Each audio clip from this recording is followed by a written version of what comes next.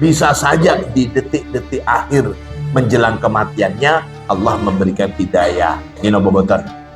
Ini penegasannya bagi yang mati dalam keadaan kafir. Allahumma sholli ala Muhammad. Jadi orang kafir nanti akan didatangi, ditanya, gimana kamu? Sudah tahu rasanya sekarang di akhirat? Sudah tahu gak enaknya di neraka? Iya. Kalau umpamanya kamu sekarang punya harta benda, punya emas sepenuh bumi, kira-kira mau nggak kamu menukar diri kamu supaya terlepas dari api neraka dengan harta kamu semuanya itu? Iya mau. Ya wis kaset. Dulu waktu di dunia kamu sudah ditawarin ini. Ini maksudnya. Orang semakin kaya, orang semakin banyak hartanya itu bukan semakin tenang, tapi dia akan semakin was-was, akan semakin waspada dan selalu hati-hati dan semakin mencintai.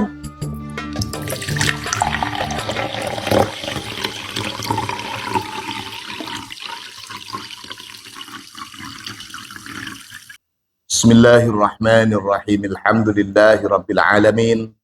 Allahumma salli ala sayyidina Muhammadin al-fatih lima ughliqa wal khatim lima sabaqa nasiril haqqi bil haqqi wal hadi ila siratikal mustaqim wa ala alihi haqqa qadrihi wa miqdarihil azim.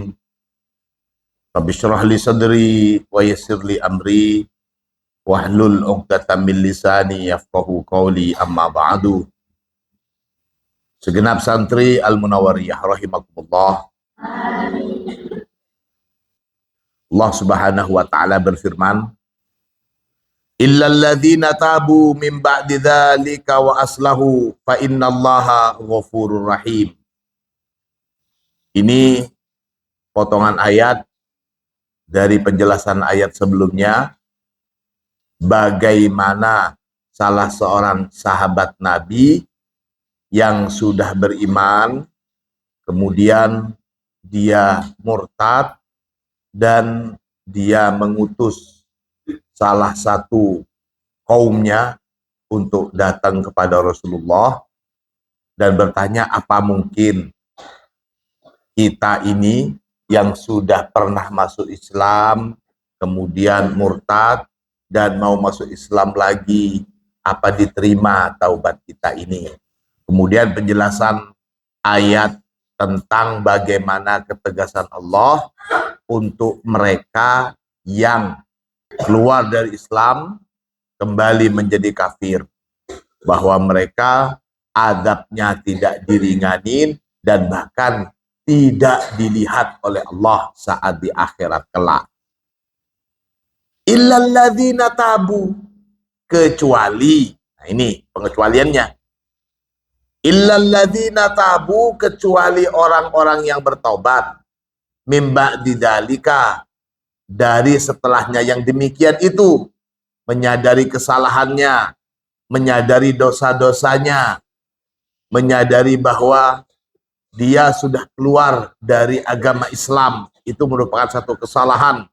Ketika dia bertobat, maka dia masuk dalam pengecualian siksaan Allah itu. Wa aslahu, bukan cuma bertobat, tapi wa aslahu, dan juga berbuat baik.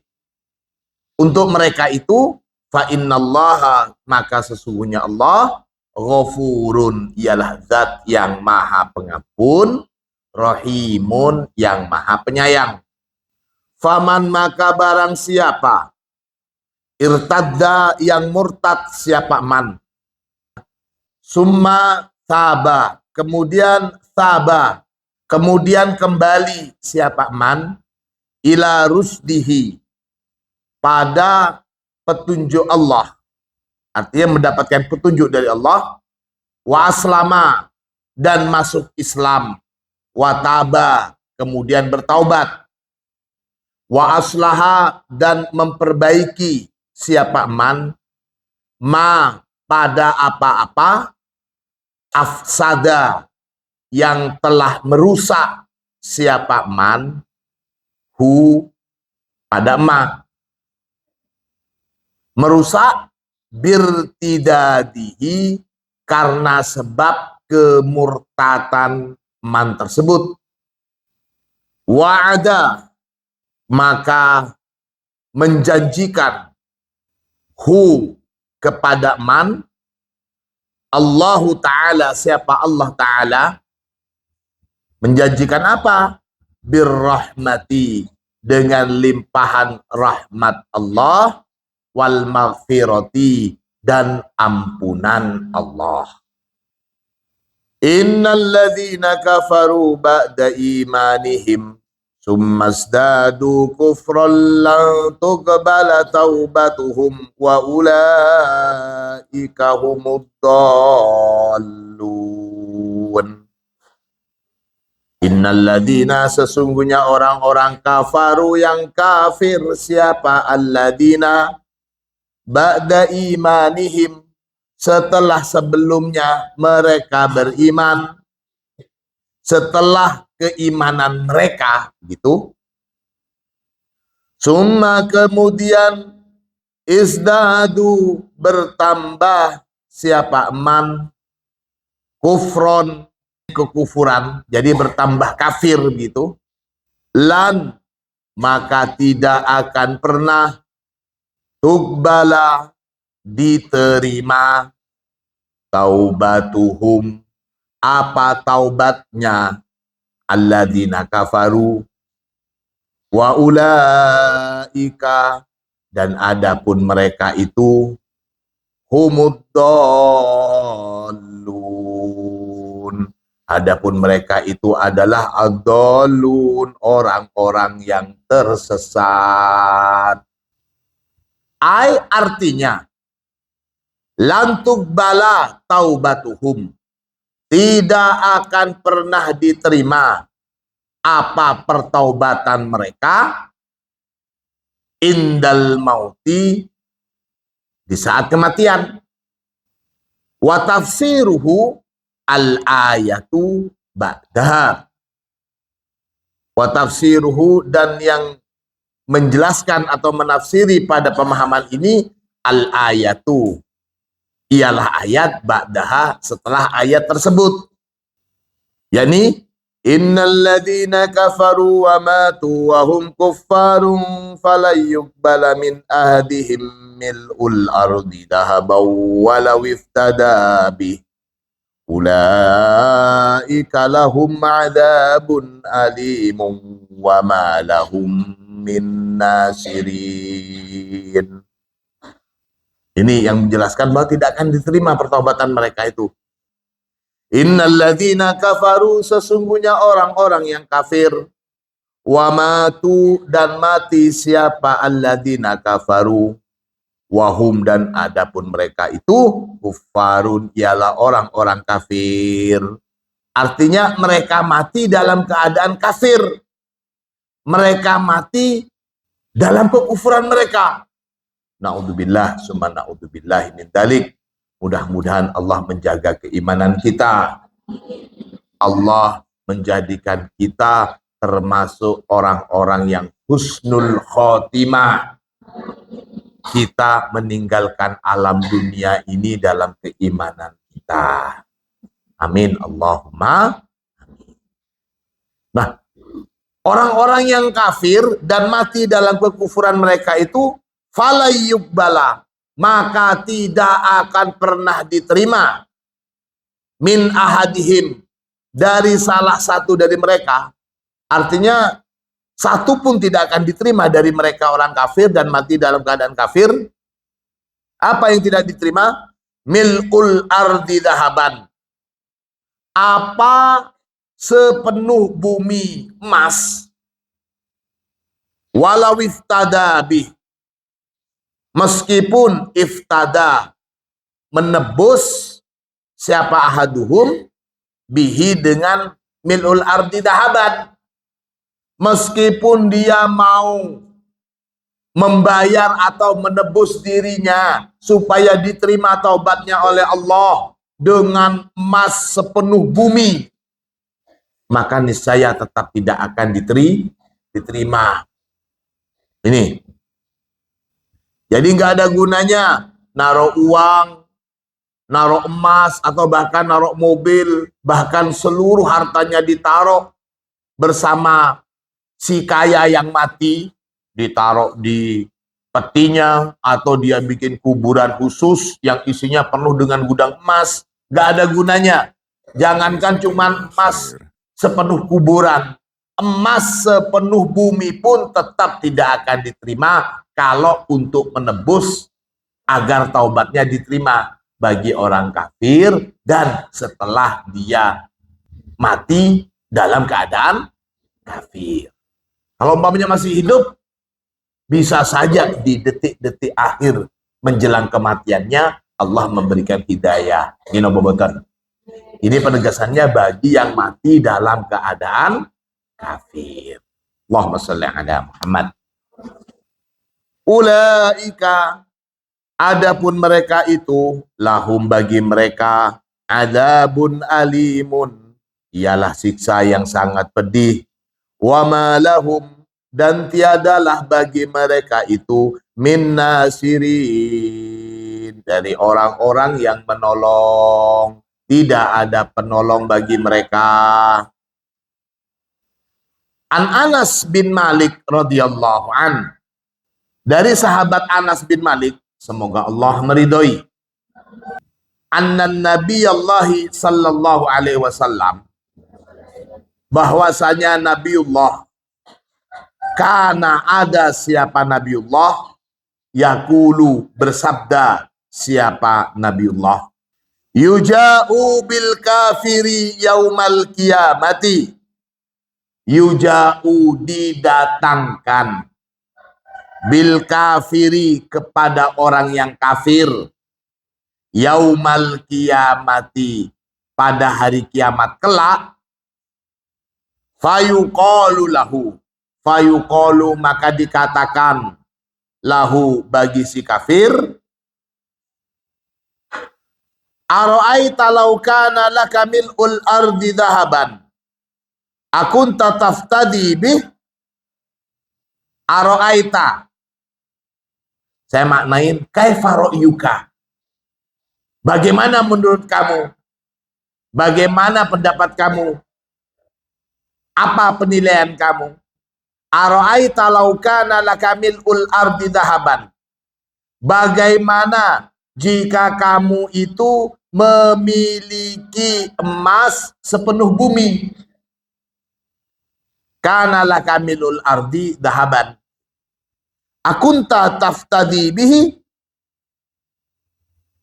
akunta, apakah kamu, taftadi bihi, mau menebus diri, bihi, dengan emas sepenuh bumi itu? Fayaqulu, maka menjawab si kafir, na'am, iya. Fayuqalu lahu, kemudian dikatakan kepada orang kafir itu, qad kunta su'ilta ma huwa aisaru min dalik. Qad kunta, sungguh kunta, telah ada siapa kamu, su'ilta, telah diminta. Kamu dulu pernah diminta, pernah ditawarin saat di dunia maksudnya, ma, pada apa-apa, huwa, yang ada pun ma itu, aisaru min dalik, lebih mudah dari yang demikian itu. Dulu kamu pernah ditawarin, dulu kamu sudah dikatain untuk memilih yang lebih mudah dari harus menebus diri kamu dengan emas sepenuh bumi, yakni hanya cukup beriman. Kalau kamu mati dalam keadaan beriman, kamu nggak repot-repot lagi harus menyiapkan uang atau harta sebanyak mungkin supaya bisa menebus kesalahan kamu, dosa kamu. Karena otomatis akan mendapatkan ampunan dari Allah bagi orang yang beriman. Nah sekarang, kalau sudah dia di akhirat, kalian di dalam kehidupan dunia kamu kafir, mati dalam keadaan kafir, repot kamu. Dulu kamu sudah ditawarin. Itu. Jadi orang kafir nanti akan didatengin, ditanya, gimana kamu? Sudah tahu rasanya sekarang di akhirat? Sudah tahu nggak enaknya di neraka? Iya. Kalau umpamanya kamu sekarang punya harta benda, punya emas sepenuh bumi, kira-kira mau nggak kamu menukar diri kamu supaya terlepas dari api neraka dengan harta kamu semuanya itu? Iya, mau. Ya wis, kaset. Dulu waktu di dunia kamu sudah ditawarin ini. Gini maksudnya. Rawahul Bukhari wa Muslim fi sahihaihima. Kita teruskan ayat yang baru. Qala Allah Ta'ala, Allah Subhanahu wa Ta'ala berfirman, "Lan tanalul birra hatta tunfiqu mimma tuhibbun. Wa ma tunfiqu min syai'in fa innallaha bihi alim." Lan tanalu albirra, tidak akan mendapatkan siapa kalian albirra, pada ganjaran berkelakuan baik. Ada birrun, ada khairun. Sama-sama maknanya kebaikan. Tapi untuk albirru itu lebih spesifik pada usaha kebaikannya, pada laku baiknya. Kalau khairun itu lebih bersifat umum. Lebih bersifat umum. Bisa untuk sifat, bisa untuk perbuatan, dan sebagainya. Albirru itu lebih spesifik. Maka ada istilah birrul walidain, berbuat baik kepada kedua orang tua. Bukan khairul walidain. Walidain, khairun memang sudah. Tapi diistilahkan, ini perbedaan antara birrun dengan khairun. Nah di sini, lantanalul birra, kalian tidak akan mendapatkan ganjaran dari berkelakuan baik, hatta sehingga tungfiku, menginfakkan, mendarmakan siapa kalian, mimma, dari sebagian harta, dari sebagian apa-apa, begitu juga tuhibbun, yang kamu mencintai. Jadi infak, memberikan sesuatu, sedekah, berdarma, itu baik. Tapi yang didarmakan, tapi yang diinfakkan, tapi yang disedekahkan itu adalah sesuatu yang memang sebenarnya kalian suka. Bukan sesuatu yang kalian memang tidak suka. Kalian punya baju, kemudian yang kalian kasih baju yang sudah robek-robek, yang kalian sendiri nggak mau make. Ya itu bukan infak namanya, itu buang sampah. Eman-eman daripada dibuang. Ini kalau kamu mau. Jadi kalau kamu sendiri make yang nggak mau, disuruh orang make. Hitungan kamu berinfak, daripada dibuang lebih baik dikasih ke orang. Untung sama orang yang dikasih, udah lebih baik dibuang saja daripada saya make sampah. Ini contoh. Jadi harus yang dicintai. Yang mayoritas uang. Kenapa? Karena hampir tidak ada satu orang pun yang tidak suka dengan genoboboten. Wah. Jadi kalau sudah uang, karena ini menjadi satu nilai, bisa ditukar dengan apapun. Jadi sedekah, infak, itu gampang dengan uang. Wama tungfiku min syai'in, wama dan apa-apa, tungfiku yang meninfakkan siapa kalian, min syai'in dari sesuatu, fa innallaha, maka sesungguhnya Allah, bihi, pada sesuatu itu, alimun, maha mengetahui. Allah melihat, Allah maha tahu pada apa-apa saja yang kalian sedekahkan, yang kalian darmakan kepada sesama. Apakah itu betul-betul yang kalian sukai, atau karena memang kalian gak mau lagi sama hal itu? An Anas radhiyallahu an, dari sahabat Anas, semoga Allah meridhoi. Qala, berkata siapa sahabat Anas, lamma nazalat hadhil ayah, ketika nazalat telah turun, hadhil ayatu, apa ayat ini. Jadi setelah ayat ini menyebar di tengah masyarakat, setelah Allah menurunkan ayat ini, lan tanalul birra hatta ila akhiril ayah, qala Abu Talha berkata, ara rabbana yas'aluna min amwalina.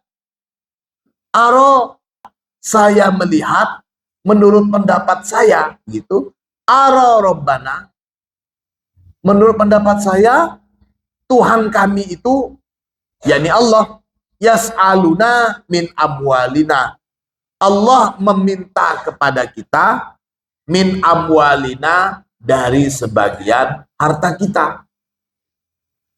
Jadi setelah ayat ini turun, sahabat Abu Talha bilang, sepertinya Allah ini meminta sebagian harta kita ya. Fa'ushidu, maka mempersaksikan siapa saya, kata Abu Talha, kepada kamu, ya Rasulullah, wahai Rasulullah sallallahu alaihi wasallam. Mempersaksikan apa? Anni, bahwasanya saya, qad ja'altu, telah menjadikan siapa saya, ardi, pada tanahku, saya menjadikan ladangku ini, katanya Abu Talha di hadapan Rasulullah, barihan lillah, menjadi lahan yang kosong, lillahi, untuk Allah. Jadi saya sedekahkan, saya infakkan ini untuk Allah, tanahku ini. Kalau bahasa sekarang, saya wakufkan. Nah, itu. Qala, Anas mengatakan, faqala Rasulullah sallallahu alaihi wasallam, maka menjawab siapa Rasulullah sallallahu alaihi wasallam, ij'alha fi qarabatika, ij'alha, jadikan, ha, pada tanah itu, fi qarabatika, untuk gitu, kerabat kamu. Udah, tanah ini saya kosongin, gak mau saya jadikan penghasilan diri saya, hanya untuk Allah saja. Ya Allah, buat apa? Hanya kata Rasulullah, ya sudah, infakin saja untuk kerabat kamu yang membutuhkan. Jadi biar digarap oleh kerabat kamu, dan hasilnya bisa dimakan oleh kerabat kamu yang butuh bantuan, yang memang masih kekurangan. Itu maksudnya.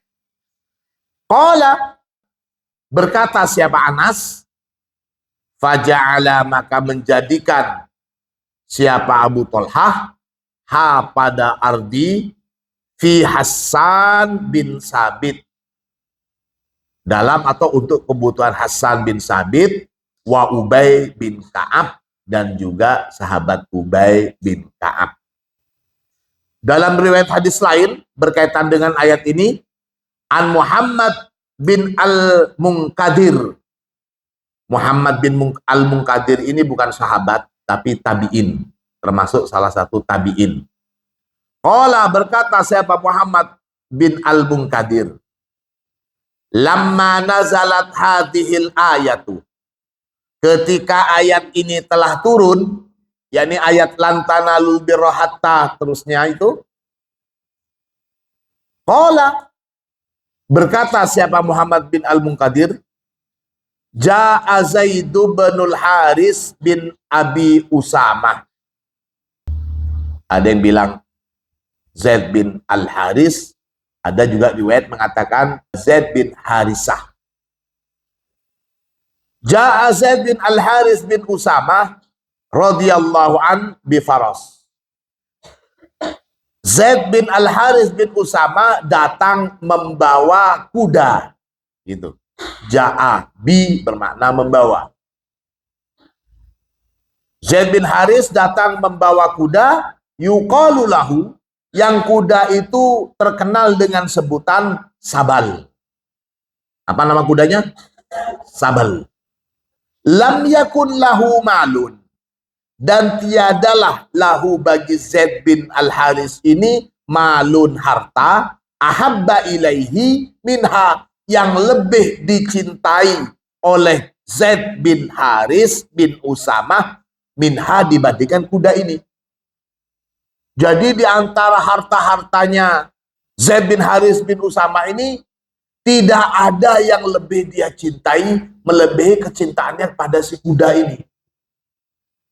Dulu kuda, kalau sekarang mungkin mobil. Tapi sekarang kuda itu sudah harganya miliaran. Di atasnya harga-harga mobil sekitar sekelas Avanza, Pajero, Innova, itu jauh di bawah harga kuda yang super. Bahkan harga kuda ada sampai 3-4 miliar. Jadi sudah mahal juga sekarang kuda itu. Zaid bin Al-Haris bin Usama ini memiliki satu kuda kesayangan yang sangat dia sayangi, sangat dia cintai, melebihi kecintaannya kepada harta-harta yang lain. Saat mendengar ayat ini, jadi lan tanalul birra hatta tunfiqu mimma tuhibbun. Karena yang paling dicintai adalah kuda ini. Faqala, kemudian berkata siapa? Zaid bin Al-Haris. Ia, adapun kudaku itu yang bernama Sabal, sodakotun, ialah sedekah. Artinya udah saya sedekahkan kuda ini. Faqabilaha Rasulullah. Faqabila, kemudian menerima ha pada kuda kesayangan itu Rasulullah Sallallahu Alaihi Wasallam. Siapa Rasulullah Sallallahu Alaihi Wasallam? Minhu, menerimanya dari Zaid bin Haris langsung. Wahamala alaiha Usamah bin Zaid. Setelah kuda itu diterima oleh Rasulullah, kemudian Rasulullah memberikan kuda itu kepada Usamah bin Zaid. Setelah memberikan kuda itu kepada Usamah bin Zaid, faro'a Rasulullah dzaka fi wajhi. Faro'a, maka melihat Rasulullah Sallallahu Alaihi Wasallam. Siapa Rasulullah Sallallahu Alaihi Wasallam? Dzaka, pada hal yang demikian itu, fi wajhi Zaidin, melihat perubahan di wajahnya Zaid yang tadi memberi sedekah kuda itu. Kalau bahasa kita mungkin, waduh, itu kuda kesayangan saya kasih ke Rasulullah, tapi sama Rasulullah kok dioper ke orang lain. Jadi ada perubahan wajah. Contohnya, ini contoh, saya punya cincin bagus, mau saya kasih ke kiai, maksudnya ke guru saya. Sama guru saya langsung dikasih ke orang. Otomatis akan berupa, maksudnya. Ada, kok nggak dipakai Rasulullah, kok nggak digunakan untuk Rasul, tapi malah dikasih ke orang. Jadi Rasulullah melihat perubahan wajah itu. Artinya, faka'anna Zaidan wajada fi nafsihi. Seakan-akan Zaid itu wajada fi nafsihi, merasa berat dalam hatinya gitu. Wajada fi nafsihi. Mendapatkan, ya kalau makna lafadznya mendapatkan dalam dirinya. Tapi dari syarah hadis kelihatan beratnya hati Zaid melihat kalau sodakohnya kepada Rasulullah itu dioper kepada Usamah. Faqala, maka bersabda siapa Rasulullah lahu kepada Zaid, innallaha, sesungguhnya Allah, qad qabila, telah menerima siapa Allah, ha pada sodakoh itu, mika, dari kamu. Jadi mungkin nanti berarti Rasulullah itu yang bersedekah kepada Usamah. Dibilang sama Rasulullah, enggak, tenang saja, Allah menerima sedekah itu dari kamu. Jadi kamu yang bersedekah ke si Usamah itu. Jangan khawatir. Itu kaitannya dengan sedekah. Tentu semuanya itu ada jenjangnya. Kalian selama pertemuan Ramadan kemarin, pengajian kita juga berkaitan dengan sedekah. Tapi banyak sekali pengganti-pengganti sedekah bagi mereka yang mungkin tidak punya harta untuk disedekahkan. Saat ada sahabat yang bilang kepada Rasulullah, "Ya Rasulullah, enak sekali orang-orang yang kaya itu ya Rasulullah. Kami sholat, mereka juga bisa sholat. Kami ngaji, mereka juga bisa ngaji yang kaya. Tapi ketika mereka bersedekah karena banyak harta, lah kami bagaimana yang miskin ya Rasulullah? Apa yang mau kami sedekahkan?" Atas Rasulullah menjawab, tidak usah khawatir. Kalian itu di dalam zikir kalian sedekah, di dalam mengucapkan subhanallah sedekah. Bahkan di dalam senyum kalian itu tabassumuka fi wajhika sedekah. Jadi nilai sedekah itu sangat luas sekali. Dan ini tidak bisa dijadikan alasan untuk mereka yang hartanya banyak, kemudian dia sangat memungkinkan untuk berdharma dan bersedekah dengan hartanya, lantas dia mencukupkan diri, senyum saja kan sedekah. Ya sudah, sedekah saja, sama. Baca tasbih saja, wirid saja, sedekah. Ya sudah, sedekah dan wirid saja, sama. Nah ini, objeknya adalah mereka yang sebenarnya banyak harta-harta yang dicintai. Karena seseorang itu semakin dia menumpuk harta, semakin dia akan terpenjara hatinya dalam kecintaan kepada hartanya. Orang semakin kaya, orang semakin banyak hartanya itu bukannya sebenarnya semakin senang, bukan semakin tenang, tapi dia akan semakin was-was, akan semakin waspada dan selalu hati-hati dan semakin mencintai. Orang-orang yang seperti ini tidak cukup. Orang-orang yang mempunyai kelebihan harta tidak cukup hanya mengandalkan zikirnya sebagai sedekah, senyumannya sebagai sedekah. Tidak sedikit orang yang datang ke dia karena ketahuan dia itu banyak hartanya. Orang-orang bertamu tidak ingin hanya sekedar mendapatkan senyuman si kaya. Jadi bobotan. Tidak hanya ingin mendapat senyuman si kaya, tapi lebih dari itu, apa? Uluran tangan, bantuan, dan sebagainya. Ini, karena saya yakin di depan saya ini nanti akan banyak orang-orang yang kaya raya ini. Jadi jangan cukup ngandelin wiridnya saja, jangan cukup ngandelin zikirnya saja. Ada hak orang lain di dalam harta kalian itu. Amin Allahumma amin. Miskin kalau qanaah cukup. Kaya kalau qanaah juga cukup. Sudah miskin masih serakah, repot. Yang kaya serakah saja repot, apalagi miskin serakah lagi. Na'udzubillah, summa na'udzubillah min dzalik. Intinya, setiap orang itu mempunyai kelas, mempunyai cobaannya masing-masing. Orang yang miskin, peluang sedekahnya cukup dengan senyuman, cukup dengan berzikir, baca tasbihnya, dan sebagainya, dan sebagainya. Kalau orang yang kaya, hartanya berlimpah, jangan cuma ngandelin senyum saja. Ketika banyak tamu yang sebenarnya hati kita tahu kalau si tamu ini memerlukan uluran, tapi kita seolah-olah tuli. Oh, kita cuma ngandelin senyum saja. Ini yang tidak boleh. Lan tanalul birra hatta tunfiqu mimma tuhibbu. Jadi setiap orang mempunyai sesuatu yang dicintai.